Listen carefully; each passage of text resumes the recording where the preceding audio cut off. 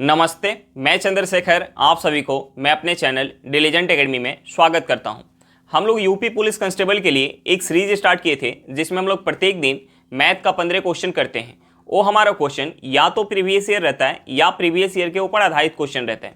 चलिए आज हम लोग उस सीरीज में आगे की तरफ चलते हैं। इससे पहले अगर आप मेरे चैनल पर नए हो तो चैनल को सब्सक्राइब कर लें और बेल आइकन को प्रेस करना बिल्कुल ना भूलें ताकि आपको सबसे पहले लेटेस्ट नोटिफिकेशन मिलता रहे। चलिए अब हम लोग क्वेश्चन की तरफ चलते हैं। देखिए हमारा क्वेश्चन क्या दिया हुआ है। हमारा क्वेश्चन दिया हुआ है, राजेश अपने वेतन का 35% मकान किराए पर, 15% भोजन पर तथा 20% बच्चों की शिक्षा पर व्यय करने के बाद 4500 रुपये की बचत करता है, तो राजेश की कुल आय कितनी है। हमें क्या निकालना है, राजेश की कुल आय निकालनी है।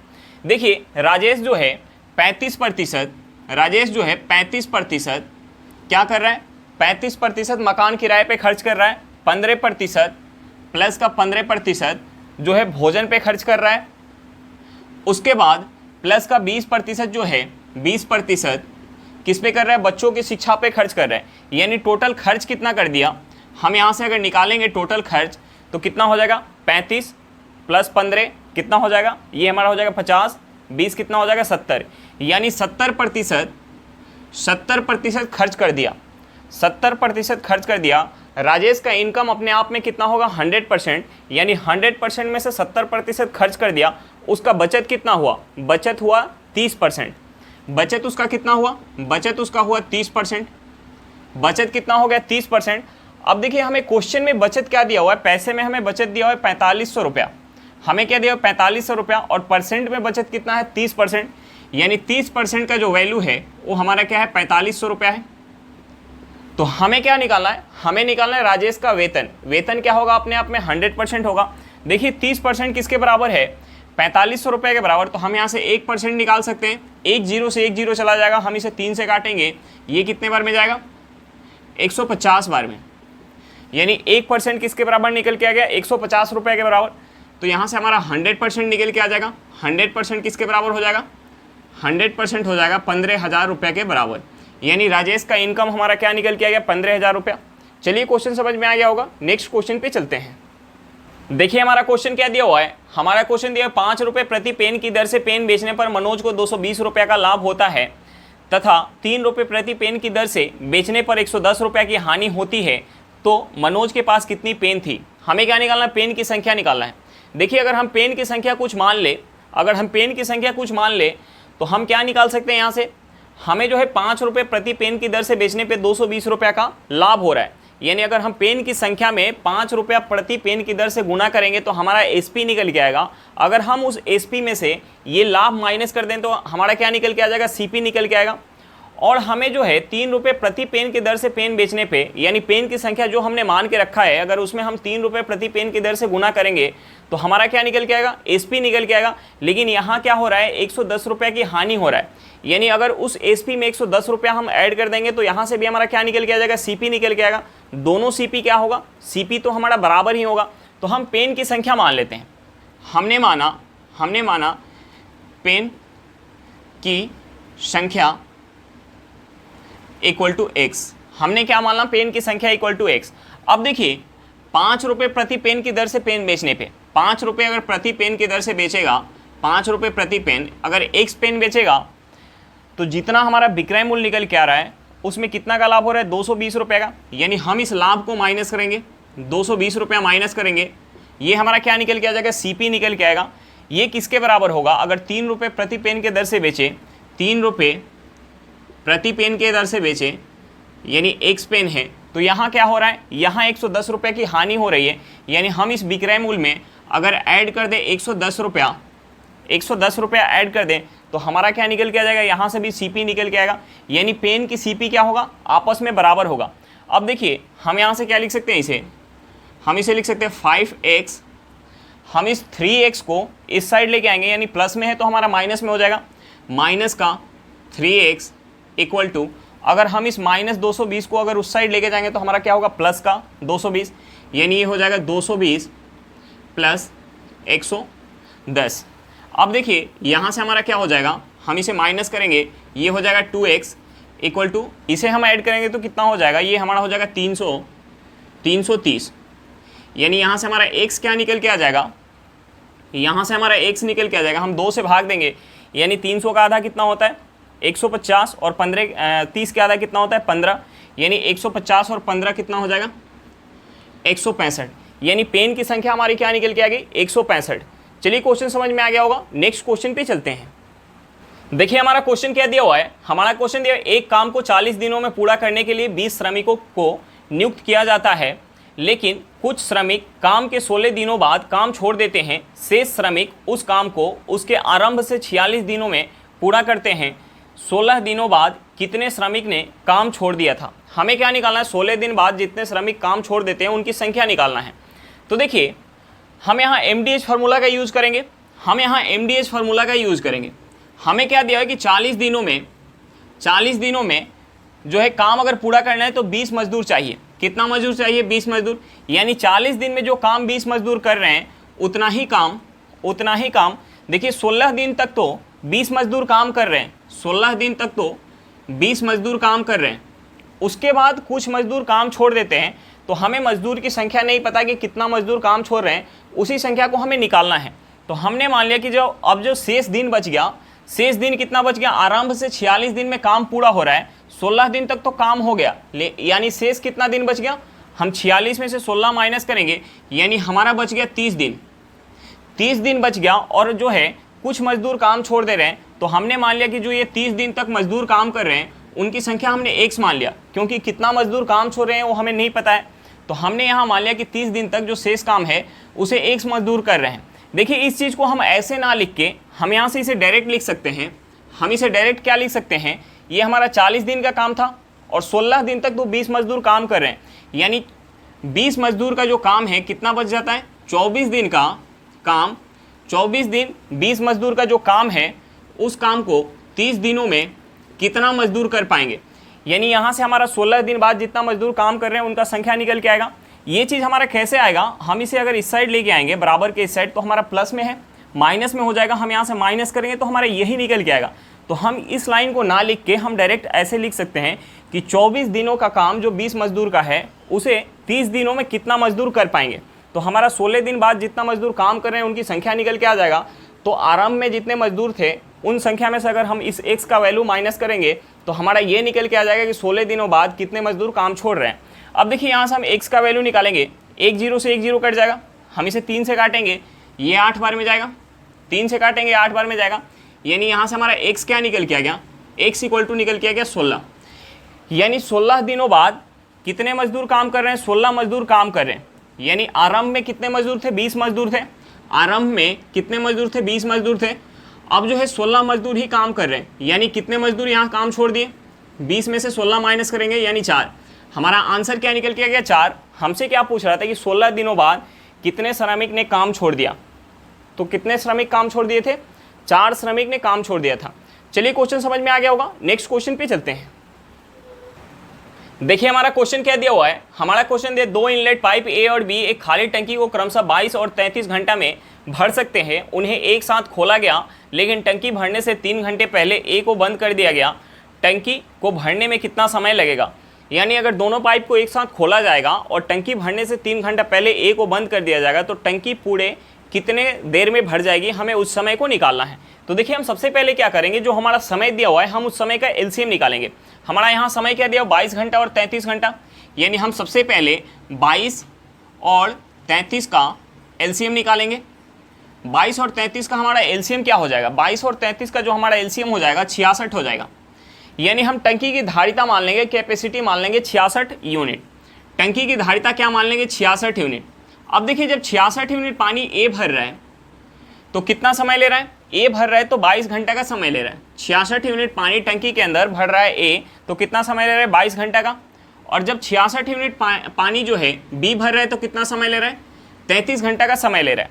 अब देखिए ए जो 22 घंटा में 66 यूनिट पानी भर रहा है, तो 1 घंटा में कितना भरेगा, 1 घंटा में 3 यूनिट भरेगा, यानी ए का एफिशिएंसी क्या हो जाएगा, 3 यूनिट। बी जो है 33 घंटा में अगर 66 यूनिट पानी टंकी के अंदर भर रहा है तो 1 घंटा में कितना भरेगा, 2 यूनिट पानी, यानी बी का एफिशिएंसी क्या हो गया, 2 यूनिट। अब देखिए हमें क्वेश्चन में क्या दिया हुआ है, हमें क्वेश्चन में दिया हुआ है कि टंकी भरने से 3 घंटा पहले ए को बंद कर दिया जाता है। टंकी भरने से पहले अगर हमें बोला हुआ है तो हम क्या करेंगे, ए का 3 घंटा का काम निकाल के 3 घंटा में ए कितना पानी भर रहा है उस पानी को हम क्या करेंगे टंकी के कैपेसिटी में, जो टंकी का हमारा कैपेसिटी हम उसमें ऐड करेंगे। अगर हमें ये बोला होता कि नल चालू करने के, पाइप चालू करने के 3 घंटा बाद अगर ए को बंद कर दिया जाता तो हम उस केस में क्या करते हैं, माइनस करते, यानी जो हमारा टोटल कैपेसिटी होता टंकी के उस कैपेसिटी में से ए का हम 3 घंटा का जो हमारा पानी भरने का क्षमता होता है उसे क्या करते हैं, माइनस करते। लेकिन यहाँ हमें क्या दिया है, टंकी भरने से पहले, अगर भरने से पहले हमें दिया हो तो ए का 3 घंटा का हम क्या करेंगे, काम इसमें ऐड करेंगे। अब देखिए ए जो 1 घंटा में कितना काम कर रहा है, 3 यूनिट पानी भर रहा है, तो 3 घंटा में कितना पानी भरेगा, 9 यूनिट। ए जो है 3 घंटा में 9 यूनिट पानी भरेगा, यानी हम क्या करेंगे 66 प्लस का ए का 3 घंटा का, 1 घंटा में कितना काम कर रहा है 3 यूनिट, यानी हम इसे ऐड करेंगे 66 में अगर 9 ऐड करेंगे तो हमारा कितना हो जाएगा, ये हमारा हो जाएगा 75। कितना हो जाएगा 75। अब देखिए हमें 75 यूनिट पानी भरना है, हमें जो है 75 यूनिट अब पानी भरना है, 75 यूनिट पानी भरना है और ए और बी दोनों पाइप से भरना है। दोनों पाइप एक साथ अगर चलेंगे तो ए जो है 1 घंटा में 3 यूनिट पानी भरेगा और बी जो है 1 घंटा में 2 यूनिट पानी भरेगा।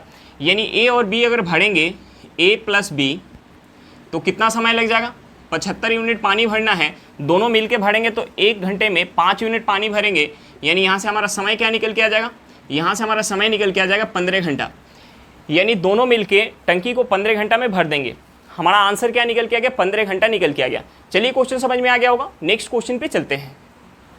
देखिए हमारा क्वेश्चन क्या दिया हुआ है, हमारा क्वेश्चन दिया है कोई धनराशि साधारण ब्याज के किसी निश्चित दर से 4 वर्षों में 5 गुना हो जाती है तो 8 गुना होने में कितना समय लगेगा।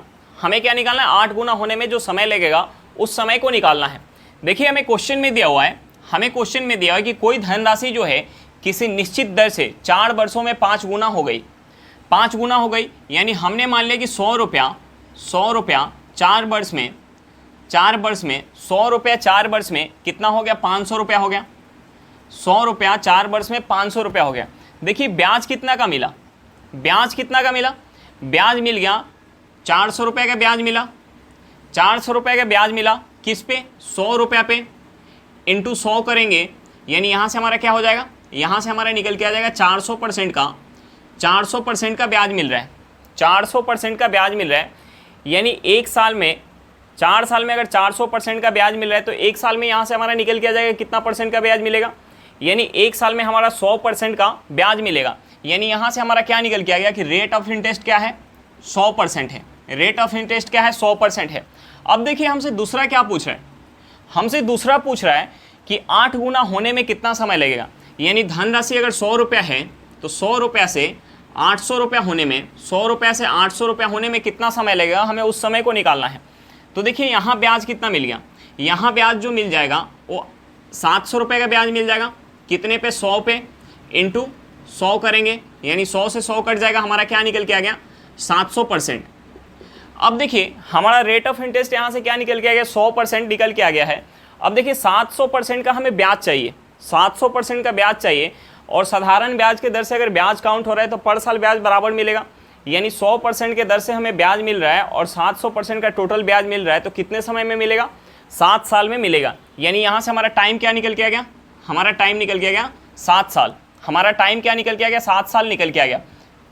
चलिए क्वेश्चन समझ में आ गया होगा, नेक्स्ट क्वेश्चन पे चलते हैं। देखिए हमारा क्वेश्चन क्या दिया हुआ है, हमारा क्वेश्चन दिया 2200 रुपये की धनराशि 12% वार्षिक चक्रवृद्धि ब्याज दर से ऋण ली जाती है। यदि ब्याज अर्धवार्षिक संयोजित होता है तो 1 वर्ष में प्राप्त कुल ब्याज कितना होगा। हमें क्या निकालना है, 1 वर्ष में प्राप्त कुल ब्याज निकालना है। देखिए हमें यहाँ क्वेश्चन में दिया हुआ है, हमें क्वेश्चन में रेट क्या दिया, 12% वार्षिक चक्रवृद्धि ब्याज, और देखिए हमसे क्या बोल रहा है कि अगर ब्याज अर्धवार्षिक संयोजित किया जाए तो 1 वर्ष में कितना ब्याज प्राप्त होगा। हमें जो रेट यहाँ दिया हुआ है, रेट क्या दिया हुआ है, 12% वार्षिक दिया हुआ है। रेट क्या दिया हुआ है, 12% वार्षिक। अगर ब्याज अगर अर्धवार्षिक संयोजित किया जाएगा, यानी 1 वर्ष में अगर 12% का ब्याज मिल रहा है तो अर्धवार्षिक अगर ब्याज संयोजित किया जाएगा, यानी 6 महीना में कितना ब्याज मिलेगा। यानी अर्धवार्षिक अगर संयोजित किया जाएगा तो रेट परसेंट कितना हो जाएगा, आधा हो जाएगा, यानी 6% क्या हो जाएगा, अर्धवार्षिक। 6% क्या हो जाएगा, अर्धवार्षिक। अब देखिए हमें क्वेश्चन में टाइम क्या दिया हुआ है, हमें टाइम जो दिया हुआ है 1 वर्ष का टाइम दिया हुआ है, 1 वर्ष का टाइम दिया हुआ है, तो 1 वर्ष में कितना अर्धवार्षिक होगा?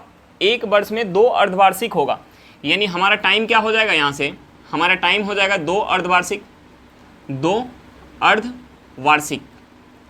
अब देखिए यहाँ से हमारा क्या हो गया, यहाँ से हमारा रेट परसेंट जो हो गया 6% हो गया, और टाइम कितना हो गया? 2 साल हो गया। अब देखिए हम मान लेते हैं कि रेट परसेंट हमारा 6% हो गया और टाइम कितना हो गया? 2 साल हो गया।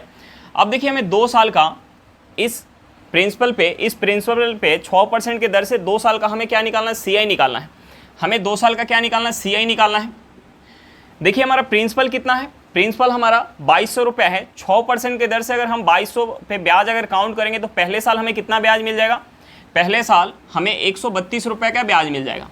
दूसरे साल हमें 132 रुपये का तो ब्याज मिलेगा ही, दूसरे साल हमें 132 रुपये का तो ब्याज मिलेगा ही, प्लस का हमें क्या मिलेगा? जो पहले साल ब्याज मिल चुका है उस ब्याज के ऊपर भी ब्याज मिलेगा, क्योंकि हम यहाँ चक्रवृद्धि ब्याज काउंट कर रहे हैं।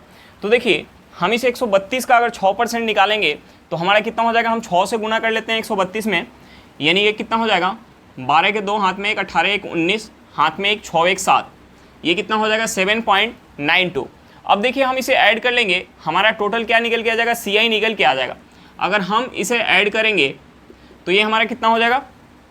264 प्लस का 7, यानी कितना हो जाएगा? 271.92 रुपया। हमारा आंसर क्या निकल के आ गया? 271.92 रुपया। चलिए क्वेश्चन समझ में आ गया होगा, नेक्स्ट क्वेश्चन पे चलते हैं। देखिए हमारा क्वेश्चन क्या दिया हुआ है? हमारा क्वेश्चन दिया हुआ है, एक बैंक में अधिकारियों का औसत वेतन 30,000 रुपया और क्लर्कों का औसत वेतन 20,000 रुपया है। अधिकारियों और क्लर्कों दोनों का मिलाकर औसत वेतन 26,000 रुपया है। बैंक में कितने क्लर्क है? यदि बैंक में अधिकारियों और क्लर्कों की कुल संख्या 125 है। हमें कुल संख्या दिया हुआ है, हमें क्या निकालना है? अधिकारियों की संख्या निकालना है। तो देखिए हम यहाँ एलिगेशन लगा के हम दोनों का संख्या का रेशियो निकाल सकते हैं। हम जो एलिगेशन यहाँ लगाएंगे, अगर हमें रेशियो, हमें क्या दिया हुआ है? औसत दिया हुआ है, हमें औसत दिया हुआ है। अगर हम औसत में एलिगेशन लगाएंगे तो जो हमारा नीचे निकल के आएगा वो रेशियो किसका निकल के आएगा? संख्या का रेशियो निकल के आएगा। संख्या का रेशियो क्यों निकल के आएगा? क्योंकि हम औसत वेतन कैसे निकालते हैं? सभी का वेतन ऐड करके अगर उनके संख्या से हम भाग देंगे तो हमारा औसत वेतन निकल के आएगा। यानी हम यानी जो हमारा नीचे हर में जो रहता है वही हमारा क्या निकल के आता है? एलिगेशन में नीचे हमारा रेशियो में वही निकल के आता है। जो हमारा हर में रहता है वही हमारा क्या निकल के आता है? रेशियो में निकल के आता है। तो हम औसत की कैसे निकालते हैं?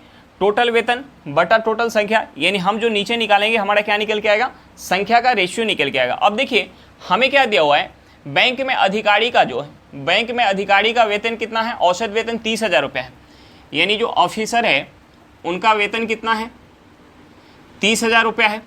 औसत वेतन कितना है? 30,000 रुपये। जो क्लर्क है उसका औसत वेतन कितना दिया हुआ है? 20,000 रुपया दिया हुआ है। कितना दिया हुआ है? 20,000 रुपया दिया हुआ है। और ओवरऑल पूरे बैंक का औसत वेतन कितना है? 26,000 रुपया। ओवरऑल पूरे बैंक का औसत वेतन कितना है? 26,000 रुपया। अगर हम यहाँ से एलिगेशन लगाएंगे तो हम एलिगेशन में क्या करते हैं? बड़े में से छोटे को माइनस करते हैं। यानी हम इस 26,000 में से 20,000 माइनस करेंगे, हमारा क्या निकल के आ जाएगा? यहाँ 6,000 निकल के आ जाएगा। इस टू यहाँ हम 30,000 में से 26,000 माइनस करेंगे, यहाँ क्या निकल के आ जाएगा? 4,000। अब देखिए हमारा 3 जीरो से 3 जीरो कट जाएगा, हम इसे 2 से काटेंगे, ये हमारा 3 बार में जाएगा, ये 2 बार में जाएगा। यानी यहाँ से संख्या का हमारा रेशियो क्या निकल के आ गया? 3:2। यानी ऑफिसर का संख्या अगर 3 है तो क्लर्क का संख्या क्या है? 2 है। यानी टोटल संख्या कितना हो गया? 5। टोटल संख्या हो गया 5 यूनिट।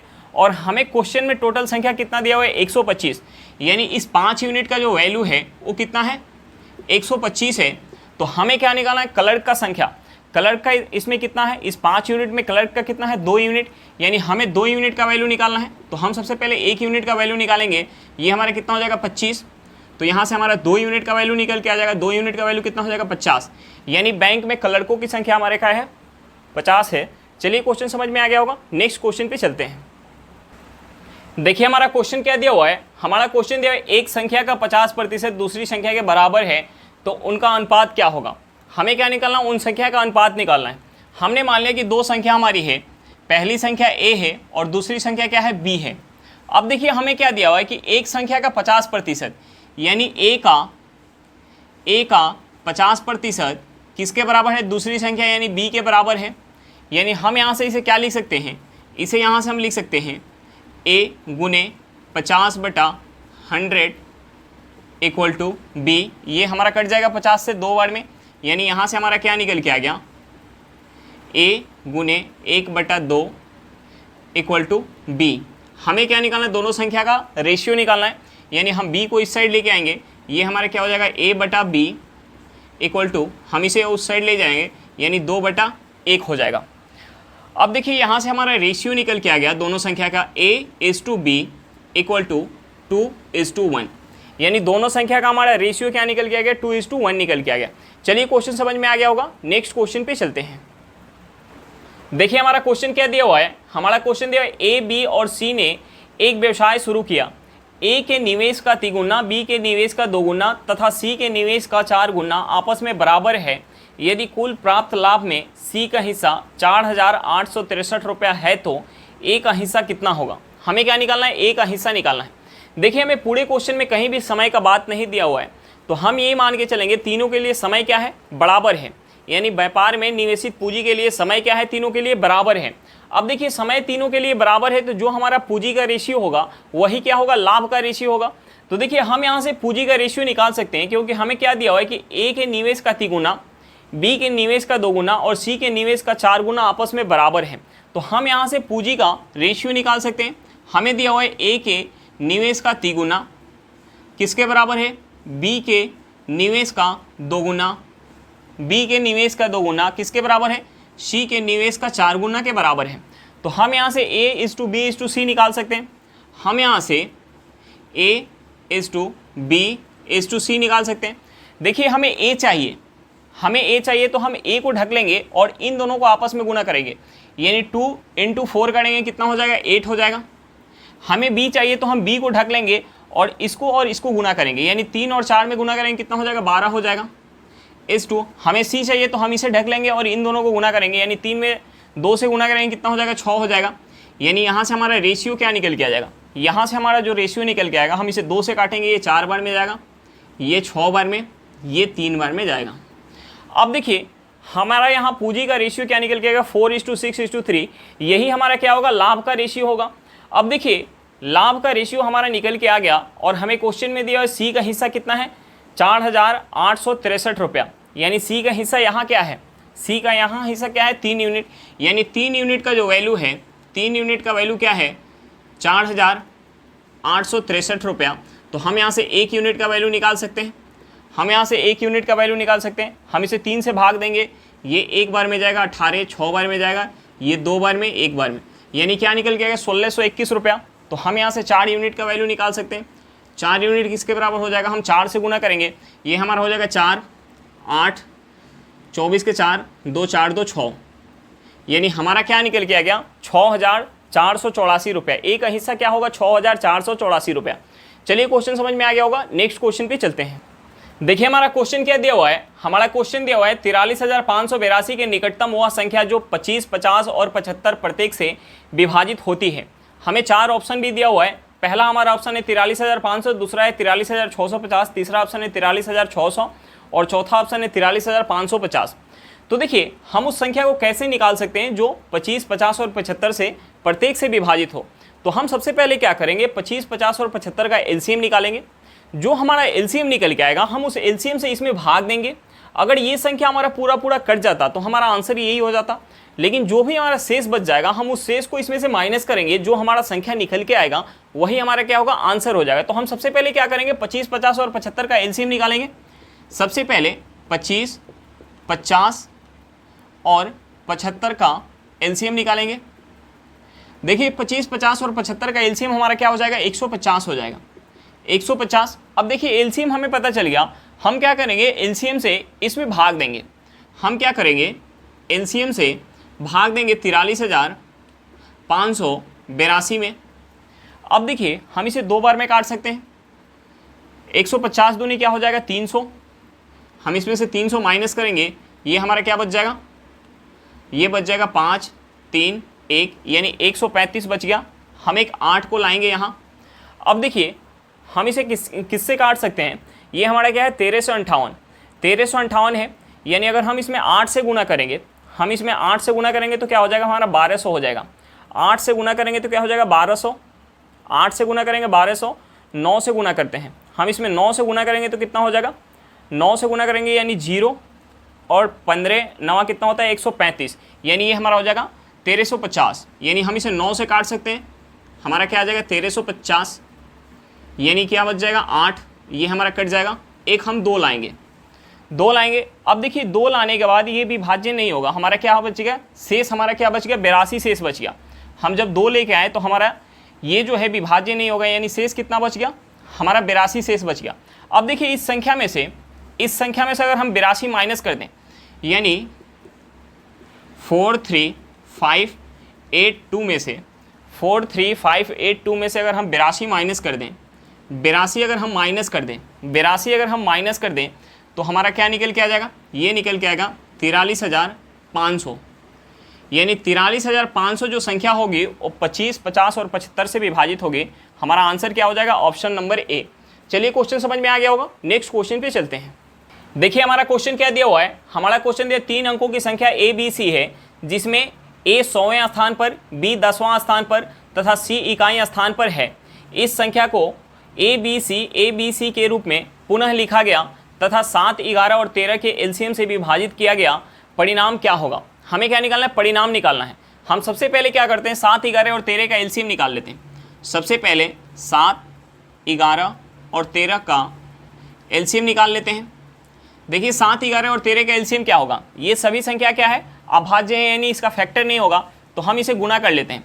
यानी हम 11 में 13 से गुना करेंगे, कितना हो जाएगा 143, 143 गुने 7, यानी 143 में 7 से गुना करेंगे, 7 3 के 21, हाथ में 2, 7 चौक 28, 2 30 के 0, हाथ में 3, 7 3 10, यानी हमारा एलसीएम क्या निकल के आ गया, 1001 निकल के आ गया। अब देखिए संख्या जो है किस रूप में लिखा जा रहा है, A B C, A B C. देखिए हमें जो दिया हुआ है कि ए जो है 100वें स्थान पे है, बी जो है दहाई स्थान पे है और सी जो है इकाई स्थान पे है। यानी यहाँ क्या हो जाएगा, इकाई, दहाई, सैकड़ा, हजार, 10,000, लाख। यानी यहाँ ए का जो प्लेस वैल्यू है वो क्या है, ए गुने 10 के पावर 5। ए का प्लेस वैल्यू क्या है, ए गुने 10 के पावर 5। यानी हम सबका प्लेस वैल्यू सबसे पहले लिख लेते हैं। यानी ए का जो प्लेस वैल्यू हो जाएगा वो क्या हो जाएगा, ए का जो प्लेस वैल्यू हो जाएगा ए गुने 10 के पावर 5 हो जाएगा, प्लस बी का प्लेस वैल्यू क्या हो जाएगा, बी गुने, यानी बी का प्लेस वैल्यू क्या हो जाएगा 1 2 3 4, यानी 10 के पावर 4 हो जाएगा, प्लस सी का प्लेस वैल्यू क्या हो जाएगा, सी का प्लेस वैल्यू 1 2 3, यानी 10 के पावर 4 हो जाएगा, 10 के पावर 3 हो जाएगा, प्लस यहाँ ए का प्लेस वैल्यू क्या हो जाएगा 1 2, यानी 10 के पावर 2, ए गुने 10 के पावर 2, प्लस का यहाँ बी का प्लेस वैल्यू क्या हो जाएगा 1, यानी 10 के पावर 1, बी गुने 10 के पावर 1, और प्लस सी का प्लेस वैल्यू क्या हो जाएगा 10 के पावर 0, यहाँ क्या हो जाएगा 10 के पावर 0।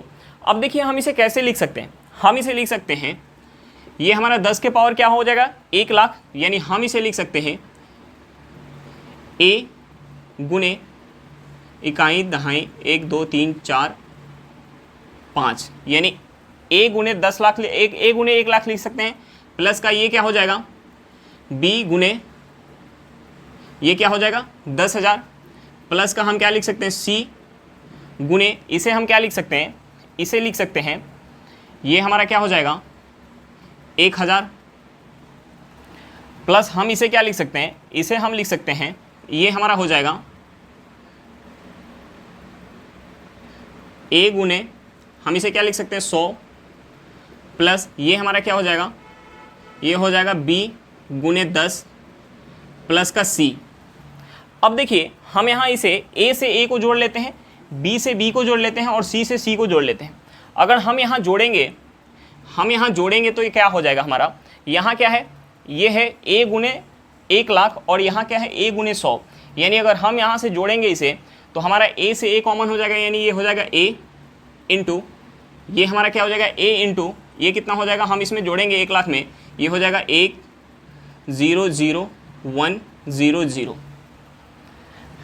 प्लस का ये हमारा क्या हो जाएगा, हम इसे जोड़ेंगे बी से बी को जोड़ेंगे, ये हो जाएगा बी गुने 1,0,0,1,0, प्लस अगर हम सी को जोड़ेंगे तो हमारा क्या हो जाएगा सी गुने 1001 हो जाएगा।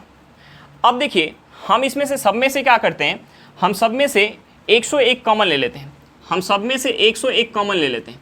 अगर हम 1001 कॉमन ले लेते हैं, सब में से 1001 कॉमन अगर ले लेंगे तो यहाँ हमारा क्या बच जाएगा, a गुने 100 प्लस का यहाँ क्या बच जाएगा b गुने 10 प्लस यहाँ क्या बच जाएगा c गुने 1। अब देखिए a गुने 100 b गुने 10 यहाँ क्या बच गया c गुने 1, यानी हम इसे क्या लिख सकते हैं, हम इसे लिख सकते हैं 1001 गुने a b c, यानी इस संख्या को हम इस रूप में लिख सकते हैं। अब देखिए इस संख्या को हम जो है 7, 11 और 13 के एलसीएम से भाग दे रहे हैं, यानी हम इसमें अगर 7, 11, 13 के एलसीएम से भाग देंगे, हम यहाँ भाग दे लेते हैं।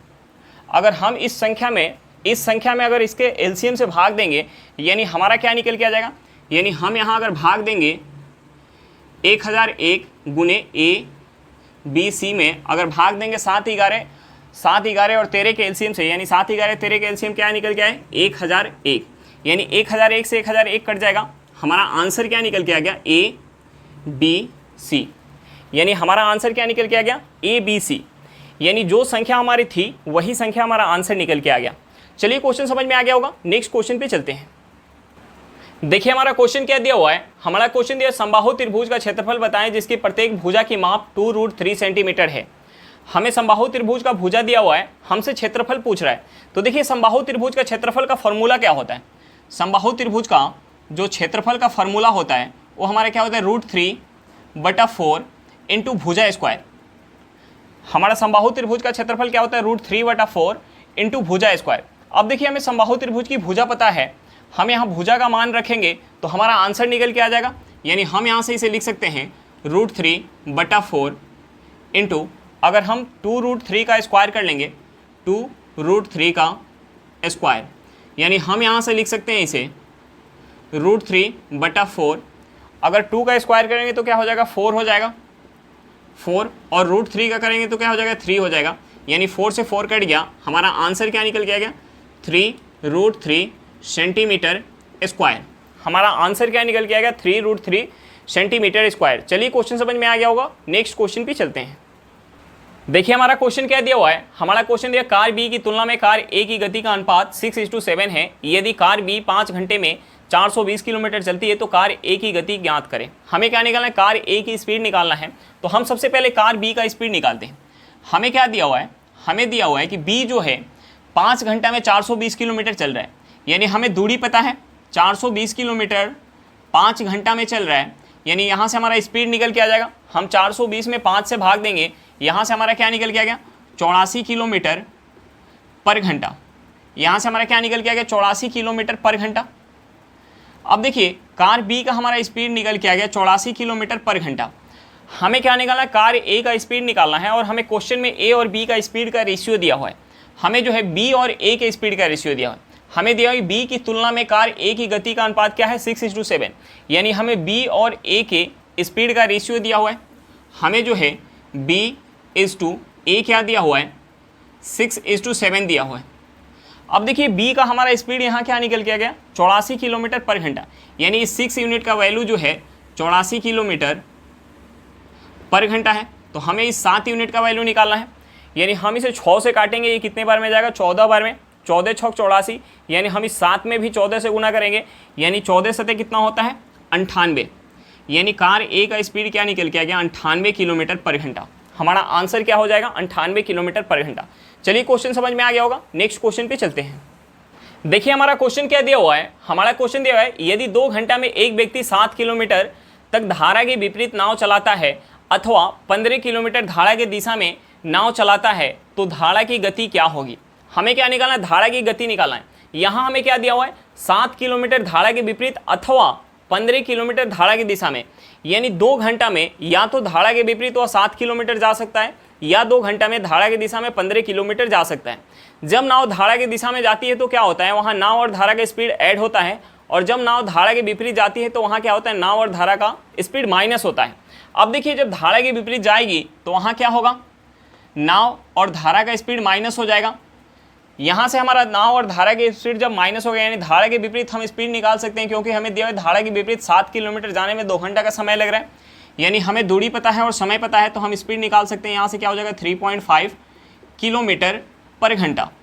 और धारा के साथ जब जाएगी नाव यानी x प्लस वाई, तो हमारा क्या दिया हुआ है 15 किलोमीटर 2 घंटा में, यानी यहाँ से क्या निकल के आ जाएगा 15 किलोमीटर 2 घंटा में, यहाँ से निकल के आ जाएगा 7.5 किलोमीटर पर घंटा। अब देखिए x माइनस वाई और x प्लस वाई निकल के आ गया हमारा। हमें क्या निकालना, धारा की गति, यानी हमें y का स्पीड निकालना है। तो देखिए हम यहाँ से y कैसे निकाल सकते हैं, हमारा जो है x प्लस वाई क्या निकल के आ गया 7.5, और x माइनस वाई क्या निकल के आ गया, ये निकल के आ गया 3.5। अब देखिए हम क्या करते हैं, हम जो है इस समीकरण में से इस समीकरण को माइनस कर लेते हैं। अगर माइनस करते हैं तो हमारा सिंबल चेंज हो जाता है, यानी माइनस हो जाएगा, प्लस हो जाएगा, माइनस हो जाएगा, यानी प्लस का x और माइनस का x हमारा कट जाएगा। ये हमारा क्या हो जाएगा 2y, यहाँ हम माइनस करेंगे, यानी हम 7.5 में से 3.5 माइनस करेंगे, ये हमारा क्या हो जाएगा 4 हो जाएगा, यानी हमारा यहाँ से y क्या निकल के आ गया 2 किलोमीटर पर घंटा, यानी धारा का स्पीड हमारा क्या निकल के आ गया 2 किलोमीटर पर घंटा। चलिए क्वेश्चन समझ में आ गया होगा, नेक्स्ट क्वेश्चन पे चलते हैं। देखिए हमारा क्वेश्चन क्या दिया हुआ है, हमारा क्वेश्चन दिया है यदि 2 के पावर x माइनस 1 प्लस 2 के power x plus 1 equal to 320 है तो x का मान ज्ञात करें। हमें क्या निकालना है, x का मान निकालना है। देखिए हम यहाँ से इसे क्या लिख सकते हैं, हमें दिया हुआ है 2 के पावर x माइनस 1 प्लस 2 के power x plus 1 equal to 320। हम इसे क्या लिख सकते हैं, देखिए ये पावर माइनस कब होता है, पावर जब माइनस कब होता है, जब सेम बेस बट्टे में होता है यानी भाग में होता है, तो हमारा पावर माइनस होता है। यानी हम इसे लिख सकते हैं, 2 के पावर x बटा 2 के पावर 1 लिख सकते हैं, प्लस का हम इसे क्या लिख सकते हैं, ये हमारा क्या है 2 के पावर x प्लस 1। पावर कब ऐड होता है, जब हमारा बेस सेम हो और गुने में हो, यानी हम यहाँ से लिख सकते हैं 2 के पावर x गुना 2 के पावर 1। अब देखिए हम यहाँ से इक्वल टू हमारा क्या है 320, हम यहाँ से क्या करते हैं 2 के पावर x कॉमन ले लेते हैं। अगर हम यहाँ से 2 के पावर x कॉमन लेंगे, अंदर क्या बच जाएगा 1/2 प्लस का 2 इक्वल टू ये हमारा बच जाएगा 320। अब देखिए हम इसे ऐड करेंगे, क्या होगा 2 दूनी 4 प्लस 1 5 हो जाएगा, यानी 2 के power x into 5/2 equal to 320। अब इस हम 5 से 320 को काटेंगे, ये कितने बार में जाएगा, ये जाएगा 6 बार में और 4 बार में, यानी 64 बार में जाएगा। यानी हम यहाँ से इसे लिख सकते हैं 2 के पावर x इक्वल टू 64 गुने 2। देखिए 64 को हम क्या लिख सकते हैं, 64 को हम लिख सकते हैं 32 हमारा क्या होता है 2 के पावर 5, यानी 64 को हम लिख सकते हैं 2 के पावर 6, यानी हम इसे लिख सकते हैं 2 के पावर x इक्वल टू 2 के पावर 6 गुने 2, यानी यहाँ से हमारा क्या हो जाएगा 2 के पावर x इक्वल टू 2 के पावर 7, यानी हमारा यहाँ से x इक्वल टू क्या निकल के आ गया 7 निकल के आ गया। x इक्वल टू हमारा क्या निकल के आ गया 7, हमारा आंसर क्या होगा 7 हो जाएगा। चलिए क्वेश्चन समझ में आ गया होगा। आज के लिए इतना ही, फिर मिलते हैं नेक्स्ट क्लास में। अगर क्लास अच्छा लगे तो क्लास को लाइक करिएगा, अगर आप मेरे चैनल पर नए हो तो चैनल को सब्सक्राइब करिएगा और क्लास को अपने दोस्तों के साथ शेयर करना बिल्कुल मत भूलिएगा। चलिए बाय बाय।